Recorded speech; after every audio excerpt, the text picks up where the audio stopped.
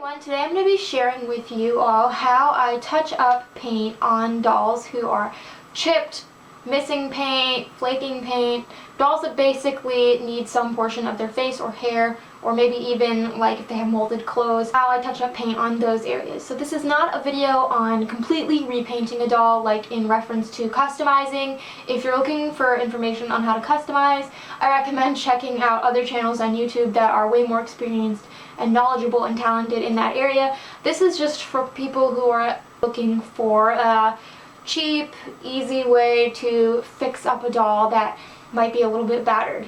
My philosophy when it comes to fixing up dolls in general is not necessarily to make them all look pristine. I don't mind if dolls have some level of battle scars. I basically want dolls to look the best that I can while keeping their history and their personality intact. That's reflected in the lengths I go to restore them. So for instance, I don't reroot every doll that had a haircut. If the haircut is salvageable, then I make it work. So the number one thing that you need to take away before repainting a doll or customizing a doll, anytime you're going to put paint on a doll, is please do not use oil paints on a doll. Do not. Oil paints will actually decompose the doll's plastic. It'll start to decay, it'll start to deteriorate. The way the oil interacts with like the vinyl and the plastic is not good. So do not use oil paints. Use water-based paints, so that would be acrylic paint. Now, the quality of the paint you use, if it's really cheap stuff or high quality stuff, that's up to you. I personally use cheap stuff because that's what's accessible to me, and just because it's cheaper in price, that doesn't mean that you're not going to get a decent result. But if you want to use artist grade paints, that's all on you. Second important thing to mention here are sealers. You need to have some kind of sealer to keep whatever paint you put on the doll on. Now, no sealer you're going to go and buy in the store is going to be compatible with the sealers that companies put on dolls when they're fresh out of the factory. You're going to have trouble finding something that matches that quality, and that's because a lot of the sealers and stuff they use in the factories are heavily toxic while they're being applied. So they're like industrial grade. They're not just going to be available for sale for regular people to buy. And also, I'm assuming that when a doll is brand new and their like vinyl is fresh and they apply paint to it, that's going to adhere the best. Whereas when you have a doll that needs work because they're used, then their plastic isn't new and it's not going to take to the paint quite as well, and therefore the sealer is not going to have as good of a result. The important thing to know about sealers is that you want to be careful what you use. Do a little bit of research because some will yellow over time and you don't want to like discolor your paint job, discolor your doll with whatever sealer you use, but you do want to make sure you have a sealer. Some people like to use clear nail polish. I would advise against that simply because A, it's thick and you have less control and it could get gloopy, and B, if you decide you don't like the paint that you've put on a doll, because you know, as you get better with retouching paint, you might realize, oh, my first paint job was kind of lumpy, I don't like that color. You can't just take off nail polish as easily as acrylic paint, even with the sealer on it. You'd have to use acetone, nail polish remover with acetone, and that removes factory paint, and that could affect the paint that you're not trying to remove. So I just personally don't recommend it. Some people do use it and like it, but that's not what I'm going to recommend here. You want to make sure that you're painting in really thin layers and building up on those. You don't just want to willy-nilly put like one thick clumpy coat, because not only is that probably not going to look as nice, it's also going to be more likely to chip. And I have my fair share of experience with this, so let's just get right into it. I'm going to show you the supplies. Also, something important to note, I myself have done this in the past and it seems to be a really common trend with toy collectors. See how he has these bald spots here? A lot of people will take black permanent marker and try to fill in these bald spots, and I actually did that back in 2011 or 2012, and you can see that the Sharpie faded over time and left a blue hint. Now I'm lucky because it didn't bleed out because of where I filled in the spots. However, I tried to fix one of my Li Shang doll's eyebrows with Sharpie back in the day and actually bled out and stained his like forehead and eye area. I was able to remove the stains, but that's why you don't want to use markers, especially permanent markers, on your dolls, because they don't have that long-lasting quality and they do stain and they do bleed. So even if it looks like they haven't bled right away, they probably eventually will. So I recommend against that. And I should say that I actually painted the hat on Bradley back when I did his hair. For some reason I didn't paint his hair, but I painted his hat. And you can see how the hat has held up with time. And I don't even know that I sealed this hat, I'm not sure.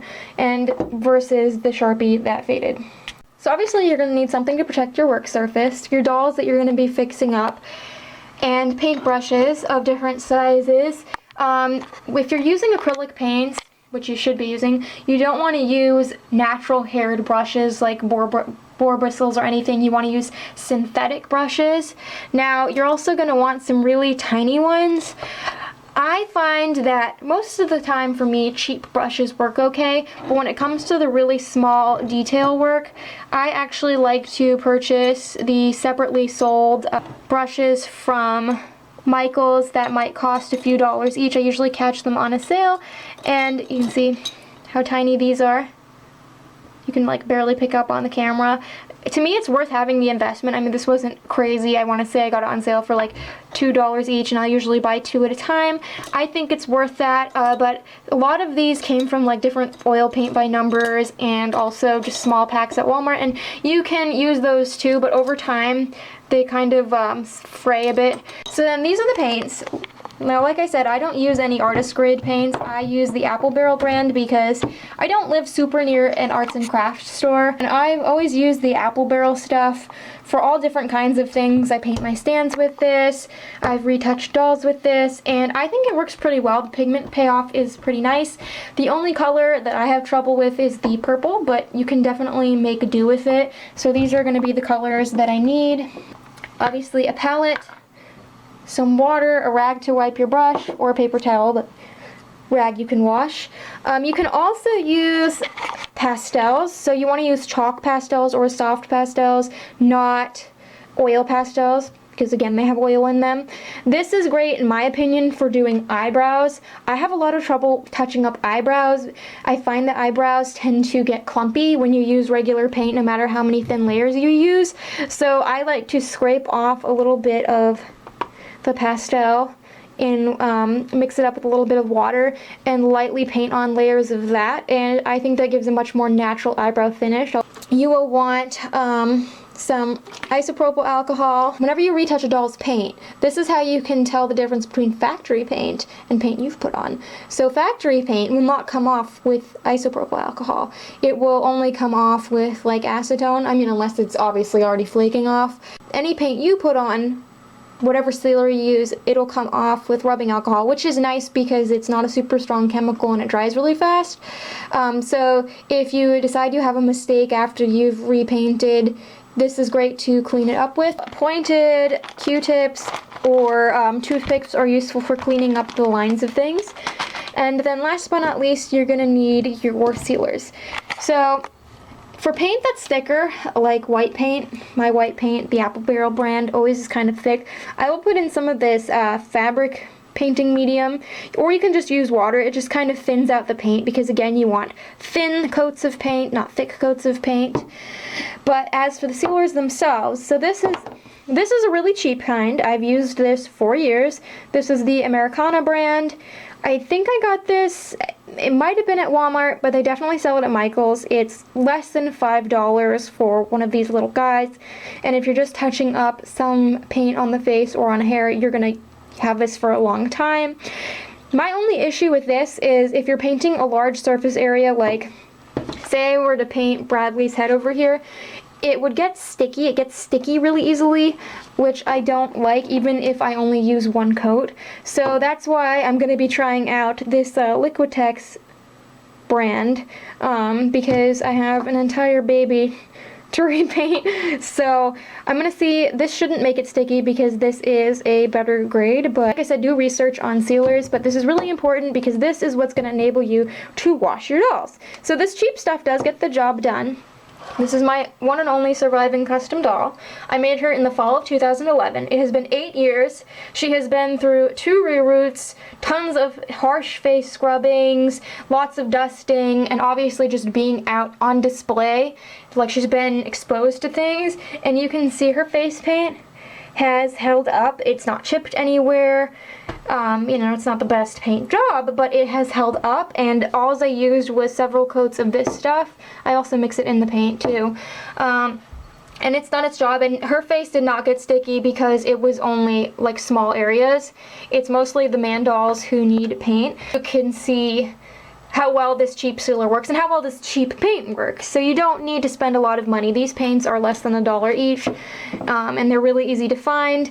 And you can order this online too if you can't find it in stores. Same with this.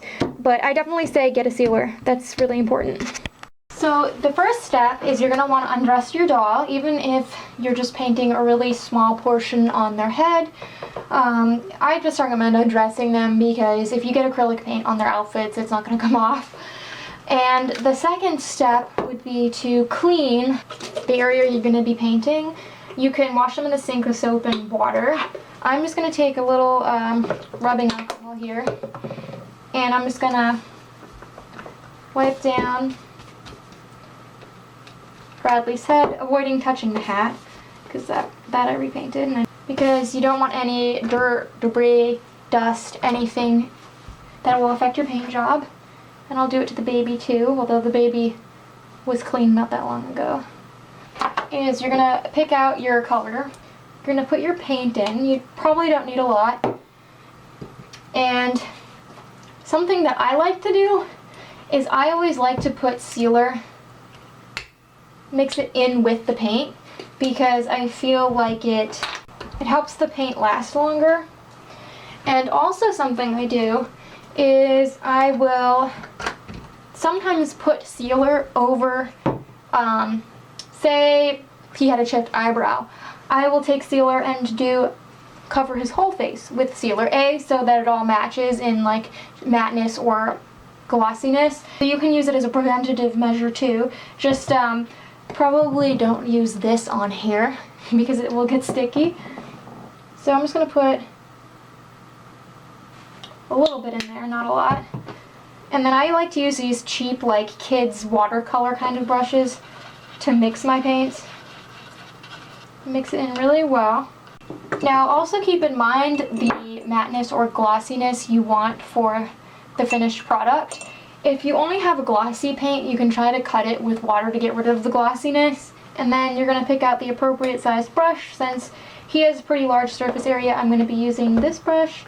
And I'm just going to take a teeny bit at a time and very lightly cover the spots. Now, you could cover the whole head if you wanted, and I will probably blend it into his hairline. That's what I like to do. So even if I have a doll that has a heavily damaged face, I usually won't repaint everything because I want to keep some of their original character intact. But I'll try to blend the paint I'm putting on with it. So you want to make sure it's really thin coats.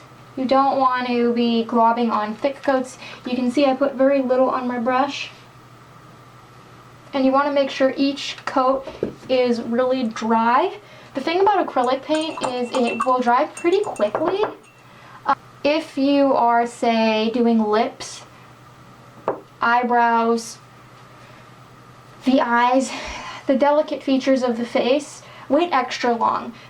Alright, so I have done 2 coats of black paint on him, really thin ones. I did the second off camera after the first one completely dried. And I also did bring the paint kind of all around his hair, just to make it all brightened up because he is so old. So now I'm going to take my sealer and I'm just going to go over his whole head. And again, like thin coats. of this too, because if you just glob it on, it's not going to dry as evenly. You might get bubbles and stuff, and it makes it easier for the layers to come off. The best way to get a crisp, clean, factory looking finish is just to be patient and do thin layers. I can see on his hat that I hadn't done as many thin layers, and I remember painting this like 8 years ago and I was a little bit more impatient. I'm actually going to coat this too. So I'm just going to set him aside and let him dry a little bit, and then I'll see if I want to put a second coat on. So now we're going to do this baby. So I'll repeat the process. I already mixed the hair color, and I have my sample baby, who is the same thing. This is what this baby is supposed to look like. And that looks like a pretty good hair color. Sometimes acrylic paints dry a slightly different shade than the wet mixture, so just keep that in mind. I'm not like super concerned about matching 100% because there's barely anything left. I could remove the residual factory paint, but I'm just going to leave it. Once again, I'm going to take some sealer and just kind of add it in. Not much. I'm going to mix it together. And then I'm going to use this same brush that I was using on my Aladdin doll to coat most of the head. And you can see as I'm brushing it on, this is a little too orange. So we're just gonna add in.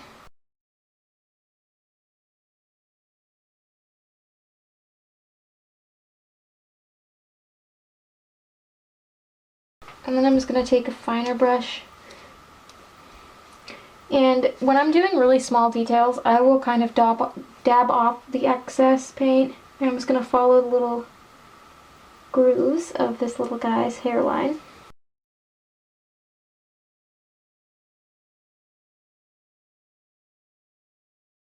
And like I said, you can take your pointed Q-tip, wipe off any areas. And before you seal acrylic paint, a little bit of water will also clean up any areas, so you can just put a little bit of water on your Q-tip and clean it up that way. That's what's really nice about working with acrylics. It's very forgiving if you make a mistake. But that's why it's important to spend your time doing the details. So I'm going to try to do this guy's eyebrows because they're the same color. But sometimes I find the pastels are easier to use.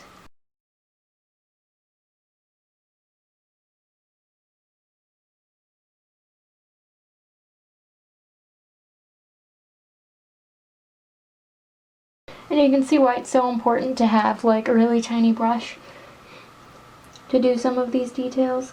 That's also why I think it's really important to either, if you're using a lower quality brush, change it out more often. Because as they age and you use them, the little bristles will start to go all over the place, and you don't want that because it affects your ability to do crisp details. Also keep in mind that your first few coats might not look very great. Don't be discouraged. Keep building them up. And on the really small details, I'm not bothering to mix sealer in because I'm not using a lot of paint. So if you're a perfectionist like me, you're probably going to get really annoyed during the repainting process because you're going to have high expectations for how the details come out. And I was having that problem with this baby's face. I just wasn't happy with the eyes, not so much the hair or anything.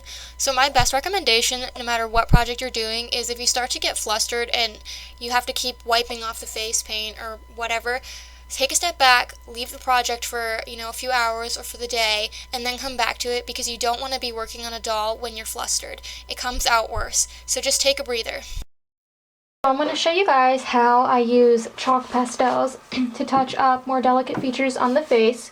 So this is my 2008 Sparkling Snow White, and back before I knew how to safely remove glue, I was doing different techniques, and you can see her eyebrows pretty much came off, and I never felt comfortable painting them back on because, again, I find that like acrylic paint on eyebrows is especially hard to work with and make look natural.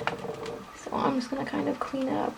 So I'm going to take some of my sealer. I find that if I put a little bit of sealer down first, the pastel sticks better.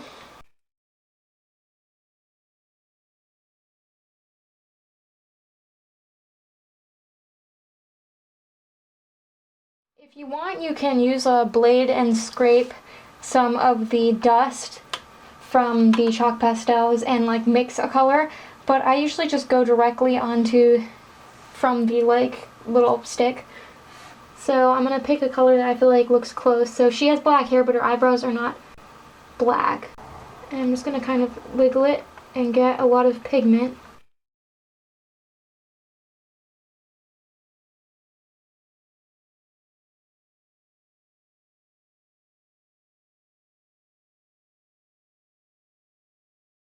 And it's not going to look like there's much pigment being put down. It's going to be very faint.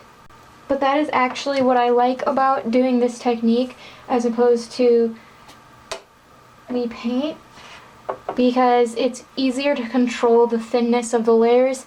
So basically then it's just waiting for it to dry before we add on the next layer. And if, say, I felt like this color wasn't a perfect match, I might just like go on another similar colored pastel and kind of swirl my brush around and mix it that way.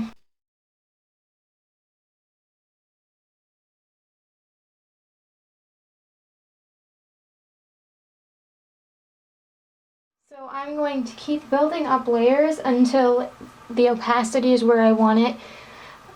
Because as you can see like the line of demarcation here where her factory paint stops. And part of why I really wanted to do this method with Snow White is because the beginning of her eyebrows are like little individual hairs. So I didn't want the acrylic paint to create like a really harsh line. So I'm going to keep adding layers, and then I'm gonna wait for them to dry all the way and then seal over them. So this is my Aladdin doll after. No more bald spots, and his hair does have a nice sheen to it without being too glossy. Then we have Snow White. Her eyebrows aren't perfect because they're one of the hardest features to do, but I just followed the lines of where her eyebrows were originally and just filled in the little spaces, but it looks a lot better than her barely having eyebrows. And then we have the baby. So this is the one that I did not need to paint. This was like kind of my sample baby, and then this is the one I did paint. Now it's obvious that this little dude has bigger facial features because I was getting really annoyed trying to paint him. He actually has hair now, or she, I guess, but adorable. So I'm pleased with how they came out. Because of the nature of the sorts of damage that these dolls had and the fact that I wanted to keep what was left of the factory paint, it's not going to look perfect like it originally would have coming from the factory, but it is an improvement, and that's what I ultimately look for in repaints.